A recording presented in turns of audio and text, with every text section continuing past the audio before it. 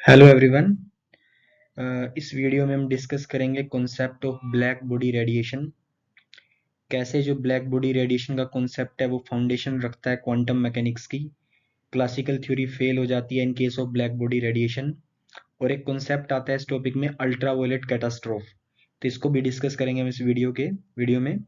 उसके बाद जो प्लैंक का हाइपोथेसिस है, प्लैंक ने कैसे ब्लैक बॉडी रेडिएशन की जो अमाउंट थी, जो रेडिएशंस निकल रही थी, उनके जो स्पेक्ट्रल डेंसिटी थी, उसको कैसे एक्सप्लेन किया था और कैसे उसने क्वांटम मैकेनिक्स की फाउंडेशन रखी थी।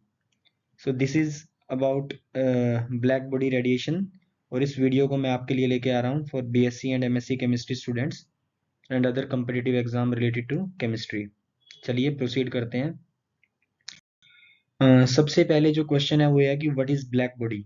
ब्लैक बॉडी होती क्या है। तो इस स्लाइड में मैंने आपको इसकी थ्योरेटिकल डेफिनेशन दी है कि ब्लैक बॉडी क्या होती है। एक्चुअली ब्लैक बॉडी क्या होती है कि किसी बॉडी के ऊपर जब आप कोई रेडिएशन डालते हो तो वो रेडिएशन क्या होती है, कुछ रिफ्लेक्ट होगी उसमें से। रिफ्लेक्ट का मतलब क्या होता है कि बाउंस बैक होती है। कुछ ट्रांसमिट हो सकती है, ट्रांसमिट का मतलब है कि उसके थ्रू आउट वो पास कर जाएगी। और कुछ क्या हो जाती है, उस बॉडी के अंदर एब्जॉर्ब होती है। बट जो ब्लैक बॉडी है उसके अंदर जो रिफ्लेक्शन और ट्रांसमिशन होते हैं वो क्या होती है, जीरो। मतलब वो प्रैक्टिकली जीरो होते हैं और जो पूरी की पूरी रेडिएशन है वो क्या हो जाती है, आपकी एब्जॉर्ब हो जाती है। तो ब्लैक बॉडी क्या करती है, जैसे आपने सुना होगा कि समर के टाइम में जो ब्लैक कलर के क्लोथ्स हैं उनको हम अवॉइड करते हैं। तो ब्लैक कलर के क्लोथ्स को हम अवॉइड क्यों करते हैं, क्योंकि जो वो उनके ऊपर जो सनलाइट जब उसके ऊपर डलती है तो उस सनलाइट को वो क्या करते हैं, एब्जॉर्ब कर लेता है, ज्यादा एब्जॉर्ब करता है in comparison to other light colours. तो उससे क्या हो जाता है कि हमें जो उस टाइम पे जो टेम्परेचर है वो ज्यादा फील होता है, क्योंकि वो एक ब्लैक बॉडी की तरह काम करता है। तो ब्लैक बॉडी क्या होती है कि जो 100% एब्जॉर्ब कर लेती है किसी भी रेडिएशन को जब हम उसके ऊपर डालते हैं। और जब हम उसके ऊपर रेडिएशन डाल रहे हैं उसको पहले वो एब्जॉर्ब करती है और उसके बाद वो क्या करती है, एमिट करती है। तो एमिट करती है, जो एमिशन है कि कौन सी रेडिएशन हमारी निकल रही है। एक पर्टिकुलर, अब कोई भी रेडिएशन जब हम किसी बॉडी के ऊपर डालते हैं उसकी कोई फ्रीक्वेंसी होती है, फ्रीक्वेंसी के कोरस्पॉन्डिंग कोई वेवलेंथ होती है। तो जब वो एमिट करता है तो उसकी जो वेवलेंथ होती है वो डिफरेंट होती है या सेम भी हो सकती है। तो उसी को जब हम क्या करते हैं, उस टेंडेंसी को जब हम क्या करते हैं, स्टडी करते हैं, the radiation which are emitted by the black body, उसको जब हम स्टडी करते हैं उसी को हम कॉन्सेप्ट को क्या बोलते हैं, ब्लैक बॉडी रेडिएशन। तो एक प्रैक्टिकल मॉडल क्या होता है, एक कैविटी लेते हो आप विद अ स्मॉल होल। अब कोई भी ब्लैक बॉडी, आप उसका एक आइडियल मॉडल लेना पड़ेगा जिसको आपको स्टडी करना है। तो उस मॉडल को हम क्या लेते हैं, cavity with a small hole. और radiation entering the hole undergo multiple reflection. ये मैं आपको दिखाऊंगा नेक्स्ट स्लाइड में कि कैसे हम एक कैविटी जिसका स्मॉल होल है उसको हम as a black body study करते हैं। तो आपको सबसे पहले आपके माइंड में क्लियर होना चाहिए कि ब्लैक बॉडी क्या होती है। तो ब्लैक बॉडी वही होती है जो 100% रेडिएशन को क्या कर लेती है, एब्जॉर्ब कर लेती है without any reflection and transmission. चलिए अब आगे प्रोसीड करते हैं। अब हमारा क्या आता है, एक्सपेरिमेंटल ऑब्जर्वेशन। मैंने आपको बताया था कि जो एक्सपेरिमेंटली ऑब्जर्व हम क्या कर रहे हैं, ब्लैक बॉडी क्या कर रही है, एक रेडिएशन को एब्जॉर्ब कर रही है, उसके बाद वो उसको क्या कर रही है, एमिट कर रही है। तो जो एमिशन वाली हमारी रेडिएशंस है उसको हम जो स्टडी करते हैं उसी को हम क्या बोलते हैं, ब्लैक बॉडी रेडिएशन। तो जो एक्सपेरिमेंटल ऑब्जर्वेशन है उसका जो ग्राफ है हमारा वो कुछ इस टाइप का आता है। स्पेक्ट्रल डेंसिटी, स्पेक्ट्रल डेंसिटी का मतलब क्या है कि जो रेडिएशन निकल रही है उसके कोरस्पॉन्डिंग इंटेंसिटी कितनी है। अब कोई भी रेडिएशन होती है उसकी क्या होती है, एक इंटेंसिटी होती है। जब ज्यादा इंटेंसिटी होगी, कई बार हम बोलते हैं ना कि ये लाइट बीम ज्यादा इंटेंस है, इसका मतलब क्या है कि उसकी इंटेंसिटी ज्यादा है। इसका मतलब क्या है कि उसकी energy per unit volume per unit frequency ज्यादा है।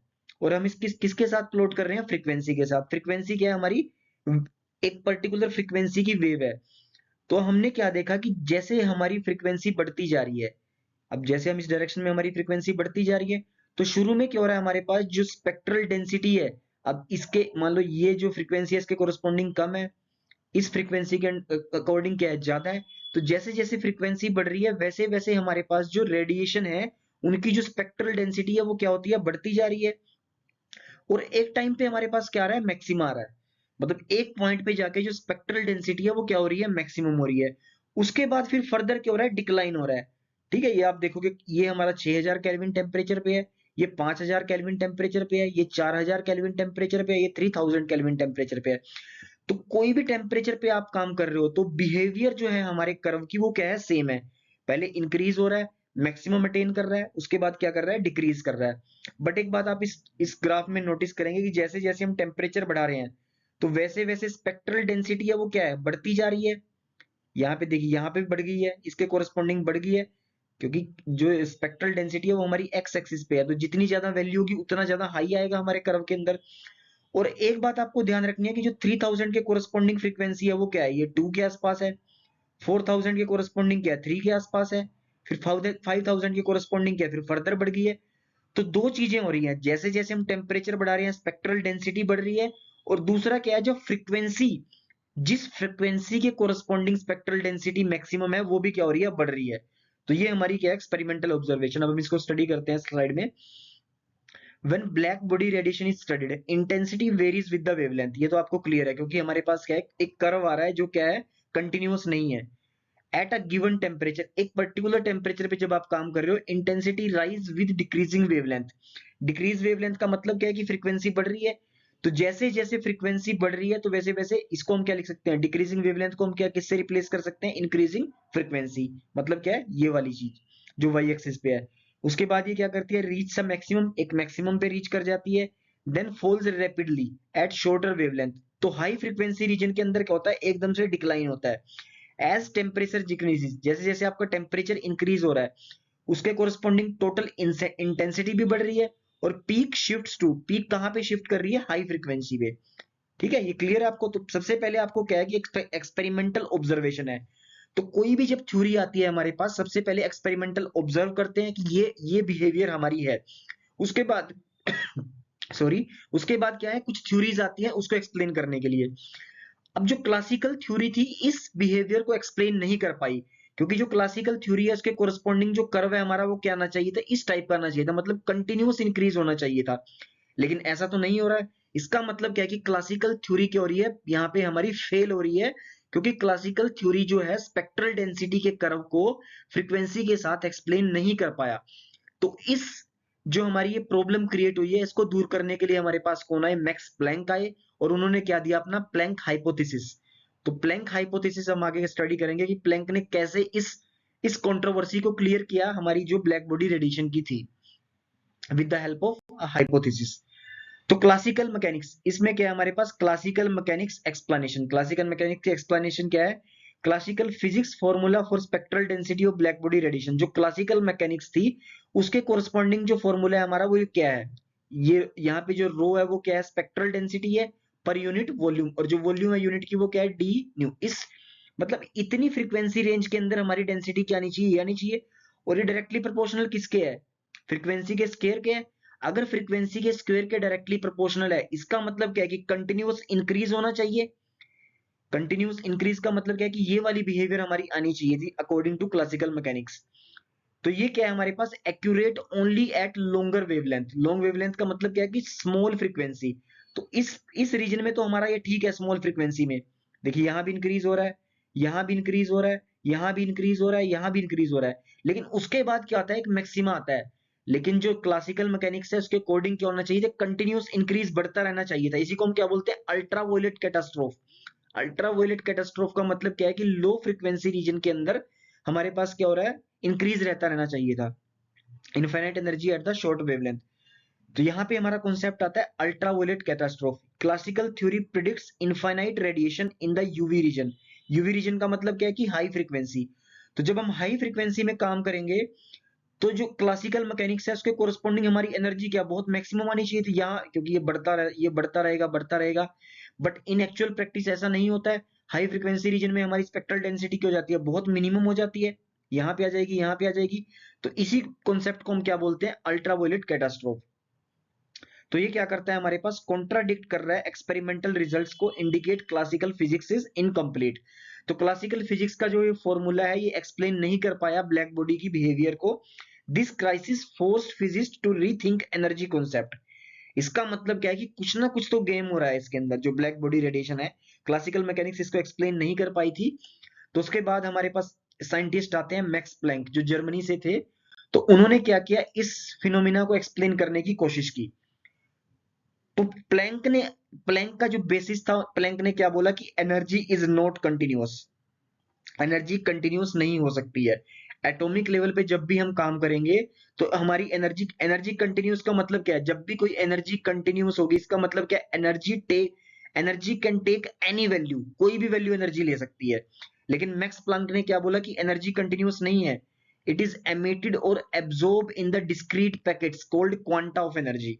मतलब क्या है कि जो एनर्जी है वो कंटिन्यूस नहीं है, एनर्जी कुछ पैकेट्स में होती है हमारे पास, और जो उस पैकेट की एक पैकेट की जो स्मॉलेस्ट पैकेट है जिसको हम क्या बोलते हैं? क्वांटा बोलते हैं, उस पैकेट की एनर्जी कितनी होती है? H new. तो एनर्जी होगी हमारी एच न्यू के मल्टीपल में। जैसे एच न्यू का मल्टीपल क्या होगा? 1 H new, 2 H new, 3 H new, 4 H new. तो इसको मतलब क्या होगा कि हमने एनर्जी को क्या कर दिया? क्वांटाइज कर दिया है। अब आप बोलोगे कि कंटिन्यूस का मतलब क्या हुआ? कंटिन्यूस का मतलब क्या है कि वो 1h2 भी हो सकता है, 1.1 भी हो सकता है, 1.11 भी हो सकता है, 1.111 भी हो सकता है। तो अगर इस टाइप की सिचुएशन है उसको बोलते हैं हम कंटिन्यूअस। लेकिन हम अब हमने क्या कर दिया? एनर्जी को क्वांटाइज। मतलब एनर्जी क्या हो सकती है? सिर्फ a discrete packet of energy.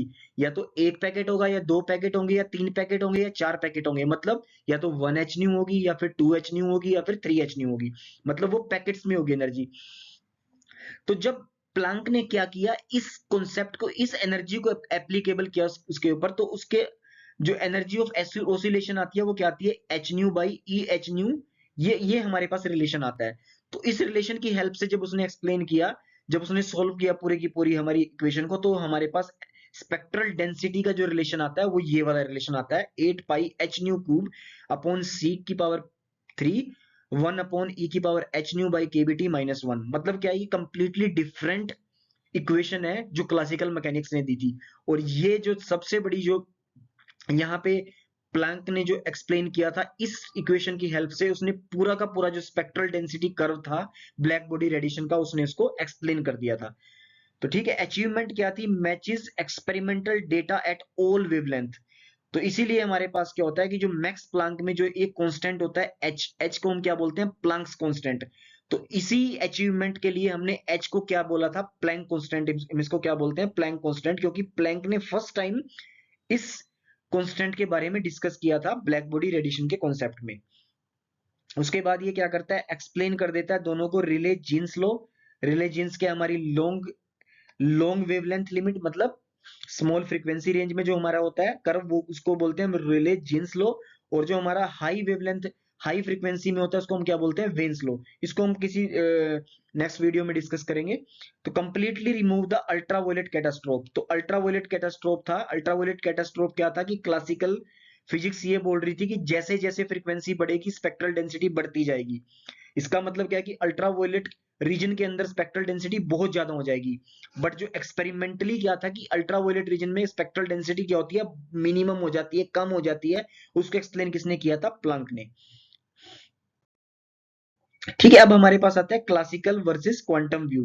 Classical में ये जिसको हम क्या कर रहे हैं, जस्ट रिकैप कर रहे हैं हमने जो कॉन्सेप्ट पीछे डिस्कस किए हैं पिछली स्लाइड्स में। सबसे पहले nature of energy. Classical mechanics क्या मान रही थी कि जो नेचर ऑफ एनर्जी है हमारा वो क्या है? कंटिन्यूअस है। लेकिन जो क्वांटम व्यू था, जो प्लैंक का व्यू था, वो एनर्जी क्या हो गई थी? क्वांटाइज। तो एनर्जी एक्सप्रेशन क्या था क्लासिकल मैकेनिक्स में? कोई भी हमारी नो रिस्ट्रिक्शन ऑन एनर्जी, 1.1 1.11 तो कुछ भी हमारी एनर्जी हो सकती है। लेकिन जो क्वांटम व्यू था वो क्या था? या 1 new, 2 H new, 3 H new, ऐसा कुछ होगा। बेसिस ऑफ थ्योरी क्या था क्लासिकल में? क्लासिकल मैकेनिक्स एंड इलेक्ट्रोडायनेमिक्स, जिसको हम क्या बोलते हैं? Maxwell electrodynamics. लेकिन जो क्वांटम में था हमारा वो व्यू था क्वांटम हाइपोथेसिस। रेडिएशन लॉ क्या थी क्लासिकल में? रिले जीन्स लॉ थी। लेकिन क्वांटम के अंदर क्या जाती है? Planck's radiation law. Valid wavelength region कौन सी थी हमारी? लो फ्रीक्वेंसी, या फिर जिसको हम क्या बोलेंगे? Long wavelength region. लेकिन जो क्वांटम व्यू था, जो प्लैंक्स का व्यू था, वो क्या था? हर वेवलेंथ में हम इसको एक्सप्लेन कर सकते हैं। अल्ट्रावायलेट रीजन के अंदर जो क्लासिकल व्यू था वो क्या था कि प्रिडिक्ट इनफाइनाइट इंटेंसिटी, जिसको हम क्या बोलते हैं? UV catastrophe. बट जो क्वांटम व्यू था वो predict finite intensity. Agreement with the experiment classical में क्या था? सिर्फ लो फ्रीक्वेंसी रीजन में था। लेकिन जो क्वांटम जो प्लैंक था उसने क्या किया था? कंप्लीट कर दिया था। उसके बाद हमारी फिजिकल सिग्निफिकेंस है। चलिए, तो आगे आगे क्या है हमारा? अगर ये वीडियो आपको अच्छी लगी है तो प्लीज आप इस वीडियो को लाइक कीजिए, अपने जो पीयर्स हैं उनके साथ इसको शेयर कीजिए, वीडियो पे कमेंट कीजिए और चैनल को सब्सक्राइब कीजिए। Thank you.